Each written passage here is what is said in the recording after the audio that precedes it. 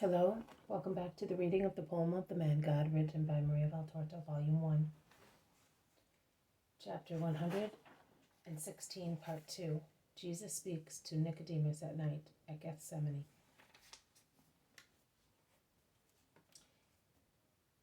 It continues, "But we are men, Master," exclaim many of them. "That is true. Then be charitable to everybody, because I have come for everybody, and you are not worth more than I am. However, we are being accused and your mission is being obstructed. It will be carried on just the same. With regard to women," says Peter, who probably, because he is sitting next to Jesus, is in such a transport of delight that he is very good.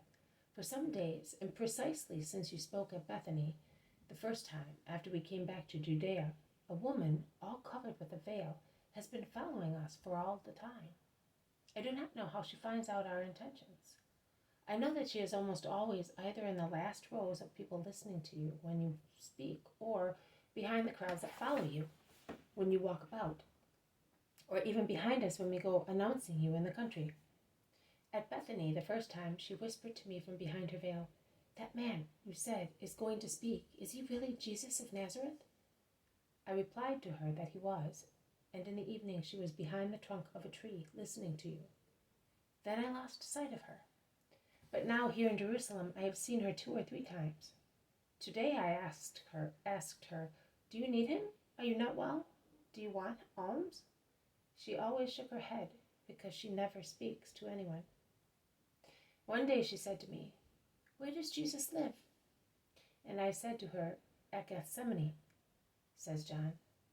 "You clever fool, you shouldn't. You should have said, 'Uncover your face, make yourself known and I will tell you,'" says the Iscariot, bad-tempered. "But when have we ever asked for such things?" exclaims John, simple-minded and innocent. "You can see other people. She is always veiled. She is either a spy or a leper. She must not follow us and learn about us. If she is spying, it is to harm us. Perhaps she is paid by the Sanhedrin for that." "Ah, does the Sanhedrin use such methods?" asks Peter. "Are you sure?" "Most certain. I was at the temple and I knew." "Lovely. That fits like a glove what the master just said," remarks Peter. "What?" Judas is already flushed with anger. "That also amongst priests there are heathens." "What's that to do with paying a spy?" "Quite a lot. Too much indeed. Why do they pay? To overthrow the master and triumph over him. So they are placing themselves on the altar with their foul souls under their clean clothes," replies Peter with good common sense. "Well, the fact is," cuts short Judas, "that woman is dangerous to the crowd and to us. To the crowd if she is a leper, to us if she is a spy."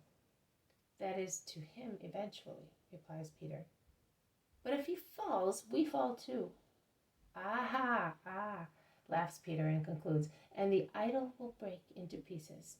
If it falls, and we lose our time, our reputation, and perhaps our lives, then, it is better to try and not let it fall or move away in time. Is that right? I instead, look, I embrace him closer. If he falls, overthrown by the traitors of God, I want to fall with him." And Peter clasps Jesus in his short arms. "I did not realize that I had done so much harm, Master," says John very sadly. He is facing Jesus. "Hit me, ill-treat me, but save yourself. It would be dreadful if I were the cause of your death. I could never forgive myself. I feel that tears would leave burning marks on my cheeks and scald my eyes.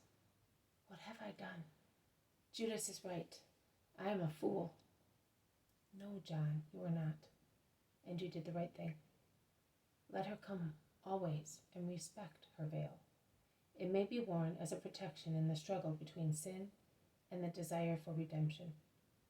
Do you know what wounds are caused on a being when such struggle takes place? Do you know how much one weeps and blushes? You, John, a dear son with the heart of a good child, you said that your face would be marked by tears if you were to cause harm to me. But you must know that when a revived conscience begins to gnaw at the flesh that was sinful, in order to destroy it and triumph with its soul, It must consume everything that was an attraction for the flesh, and the creature ages and withers under the blaze of the devouring fire. Only later, when redemption is complete, a second, holy and more perfect beauty is formed again, because it is the beauty of the soul that emerges from the eyes, from the smile, from the voice, and from the honest pride on the forehead, on which God's forgiveness has descended and shines like a diadem. So I did not do the wrong thing? No, you did not. Neither did Peter. Leave her alone. Now you may all go and rest. I will stay with John and Simon, to whom I wish to speak. Go. The disciples withdraw. Perhaps they sleep in the oil mill. I do not know. They go away, and they certainly do not go back to Jerusalem, where the gates have been closed for hours. You said, Simon, that Lazarus sent Isaac and Maximinus to you today when I was at David's tower. What did he want? He wanted to tell you that Nicodemus is at his house and would like to speak to you secretly. I took the liberty of saying, let him come. The master will wait for him at night. You can be alone only by night. That is why I said to you, dismiss them all except John and me. We need John to go to the Kidron bridge and wait for Nicodemus, who is in one of Lazarus's houses outside the wall.